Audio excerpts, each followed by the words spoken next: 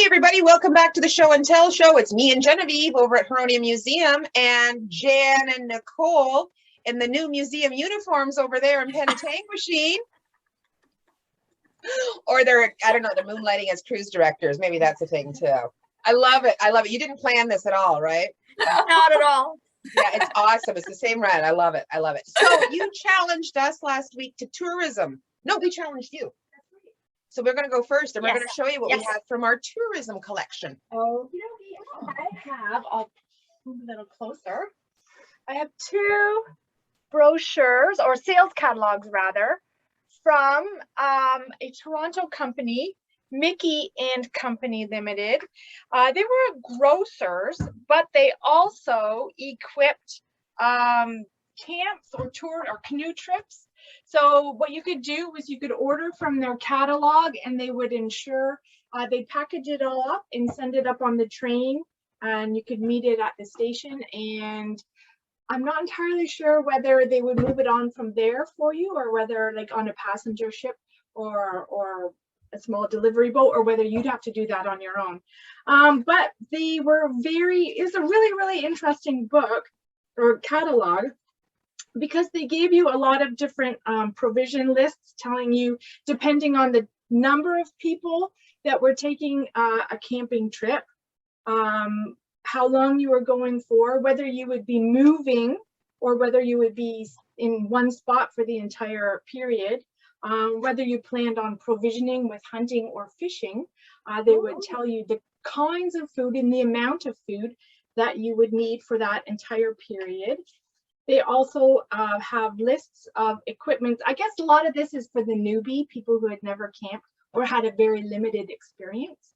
But they tell you the kind of equipment that you ought to bring with you, which of course they also sell. That includes clothing, different sorts of outdoor gear, a Kodak camera and film, matches, guns and cartridges, axes, tobacco, of course. Utensils, tents, medicines. They also provided, and I think this is really interesting in the back, it's kind of a guidebook to tell you how much you could expect to pay for certain things, rentals of boats or canoes, how much you could expect to pay camp cooks and guides, where to go for certain things, like I guess more information, who you could write to for certain manuals. They've got information on the open season for hunting and fishing. And what was the last thing that I thought was really interesting? And also information on customs for any of the visitors that came from the United States. And there were a lot of visitors that we did have up here. So what you could expect to pay and how you can go about bringing your fish and your meat back across the border. So we've got two of those, one from 1910 and another from 1925. Mishi's was founded in 1835 and it closed shop in 1947. Although it continued on as a store, it just changed its name. They sold to Simpson's in Toronto. So it's really interesting. And I know that Eaton's did the same thing for tourists, for cottagers and campers in the area. That's neat. I wasn't aware of that. Yeah. We used, years ago when we went on a family camping trip to Algonquin, we used the same type of outfitting company. Oh, really?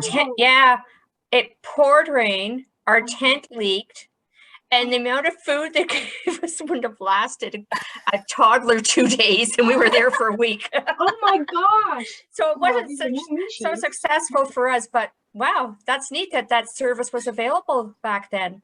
Are they still in business? I wonder. Yes, they are. Oh, really? Yeah. Okay. Yeah. Yeah. I'm sorry. There's a lot of wet people out there, you know. Yeah. Starving. Yes. I am so sorry to all of them who ran across that. Yes. Oh my God. What do you have over in Penetanguishene for tourism? Well, we have this key to the Canada House Hotel, because when you talk about tourism, you talk about hotels. And at one point back in the 1800s, Penetanguishene had up to 5 hotels at one time. Yeah. Now we have 0, sadly. But yes, back in the 1800s, we did have 5 of them. And Canada House, this is what Canada House looked like. It was originally called the Globe Hotel back in 1867, but by like the 1880s, it was changed over and the name became Canada House, and that's what it was well known for. It burned down in the 1950s. And I do have an advertisement here from 1893 that was advertising this hotel, and it said, "Bar and larder supplied with the best of the market affords, good stabling and an attentive hostler, free bus to and from boats and trains." So if you know where the Canada House is located, in the parking lot halfway up the hill on the main street, and down at the bottom of the hill is where all the trains came in, and the boats would take you out to all the islands, and the trains would bring you up from Toronto. And so everybody, if you live in Penetanguishene, they complain about how tough of a hill it is. And back in 1893, they would give you a bus to drive down it. So I guess maybe we should learn something from back then. But this hotel was actually more for the commercial traveler. So they would actually have commercial salesmen could actually set up their rooms and put their wares in the rooms, and people would come to visit them at the hotel, and they would purchase items from the traveling salesmen. They also would come out and serve people. The wait staff would come out to serve you if you came up on your horse and buggy. So there's stories about Charles Beck, who owned the general store here, going up there, and he would get his drink served to him, sort of like, you know, the first takeout of the time. And we also have this great photo also from the inside of the Canada House. And we have the bar set up, and this was around 1904, 1905, probably in its heyday.